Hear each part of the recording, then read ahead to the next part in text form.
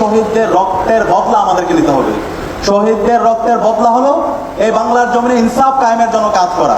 যে শহীদ উসমান হাদি সারাটা জীবন তিনি আধিপত্যবাদের বিরুদ্ধে কথা বলেছেন, সারাটা জীবন তিনি আগ্রাসনের বিরুদ্ধে কথা বলেছেন, সারাটা জীবন তিনি ইনসাফের পক্ষে কথা বলেছেন।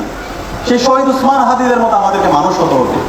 আমাদেরকে হতে হবে শহীদ আব্দুল মালেকের মতো, যে আব্দুল মালেক তার স্পিরিচুয়ালিটি এবং মডার্নিটি দুটার মধ্যে সমন্বয় করেছিলেন। ওই সময়ে শিক্ষার্থীদের, ওই সময়ে এই উপমহাদেশের শিক্ষা ব্যবস্থা কেমন হবে সেই রূপরেখা চমৎকারভাবে দিয়েছেন।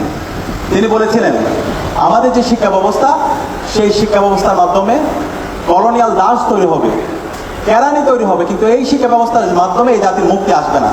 সুতরাং এই শিক্ষা ব্যবস্থা আমাদের পরিবর্তন করতে হবে। আমাদের শিক্ষা ব্যবস্থার মধ্যে নৈতিকতাকে আনতে হবে। আমাদের শিক্ষা ব্যবস্থা হবে থিও সায়েন্টিফিক এডুকেশন, যেখানে আমার ধর্মতত্ত্ব থাকবে, আমার ইতিহাস থাকবে, একই সাথে আমার এখানে বিজ্ঞান, প্রযুক্তি, শিল্প, সাহিত্য, সংস্কৃতিও থাকবে।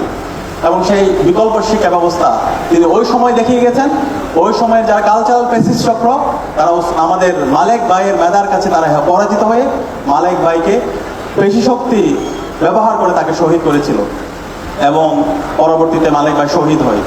এভাবে শহীদ মালেকের পরবর্তী ক্যাম্পাসগুলোতে সন্ত্রাসীরা অসংখ্য মালেকের সহযাত্রীকে তারা হত্যা করে এবং সর্বশেষ একই চক্র আমাদের জুলাই বিপ্লবে অসংখ্য শহীদদেরকে হত্যা করে এবং সর্বশেষ শহীদ উসমান হাদিকে হত্যা করে।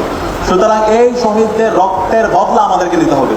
শহীদদের রক্তের বদলা হলো এই বাংলার জমিনে ইনসাফ কায়েমের জন্য কাজ করা। জুলাই বিপ্লবের সূতিকাগার ছিল এই আমাদের যাত্রাবাড়ি।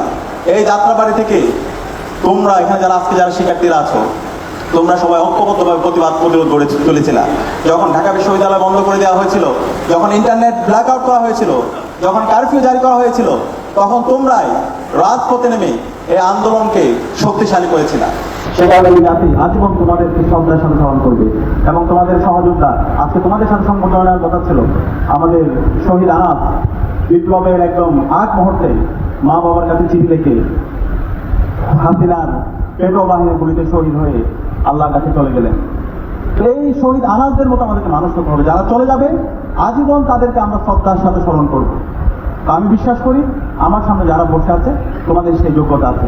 একই সাথে আমাদেরকে এমন মানুষ হতে হবে যারা বিংশ শতাব্দীতে সারা দুনিয়ায় তারা নেতৃত্ব দিয়েছেন, যাদের উদ্ভাবনের মাধ্যমে, যাদের কাজের মাধ্যমে আজকে আমরা তাদেরকে শ্রদ্ধার সাথে